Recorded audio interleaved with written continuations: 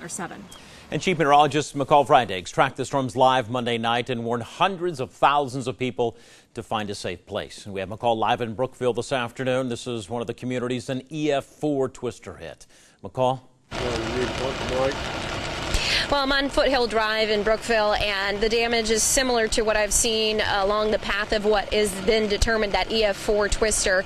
And I was able to pull Mike Schindler out of his house to talk to him a little bit about what happened and how the community is rising up. And one interesting thing that you were telling me about was after the twister came through, it was hard for even the garbage trucks to get in here. Yes, it was, because we didn't have any garbage pickup because you couldn't get through the streets or anything. So. And you were mentioning that some of the Brookville school students, because they didn't have the roof on their school anymore, were actually out here helping to clean. Yes, they helped clean. They pulled stuff out. I mean, it was tremendous, and people were bringing in food, water, whatever was needed, and people constantly coming through wanting to help, and that was a good feeling. Well, we have behind me is the DP&L is here and are obviously working very hard to get the lights back on. What is your situation now with your electricity? I'm running a generator, and I've lived here for 40 years, and I'm going to stay.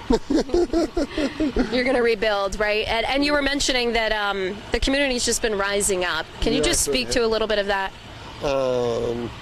Even the night that it occurred, they had police, and there's a CERT organization here that they patrolled the areas, everything, and the police has had a constant presence at Terrace Park Boulevard.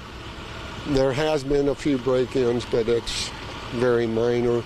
But basically, they've had help, and they've even had prison details out here that helped and everything. So they take care of pets. They do everything. I mean, it's very humbling for me. Okay, so but it's okay. Well, thank you, Mike, for taking some time to talk with us. And of course, you know, our love and support is with you, and we're happy that you made it through the storm okay. And from now, hopefully things are looking up. It's got some damage, but I had about $4,000 to my truck, but that's okay. Yeah. It's all insured. Yeah, things can be replaced, people can't, right? That's right. Right. And really, it's tremendous that out of everybody in this plat, there was only 3 minor injuries, and everybody walked away. That's great. That is great news, and it's wonderful to hear all of these stories and people uplifting people, and that's been a similar conversation I've had with many people as I've been going around over the last few days. And we're going to stay here through 6 o'clock, and we'll come back and hopefully we'll get to talk to somebody else, if not give you an update on how things are going here in Brookville. Live in Brookville, Chief Meteorologist McCall Vrydaghs, News Center 7. All right, McCall, love Mike's laugh. I tell you what, that man is resilient despite what he has been through in his community.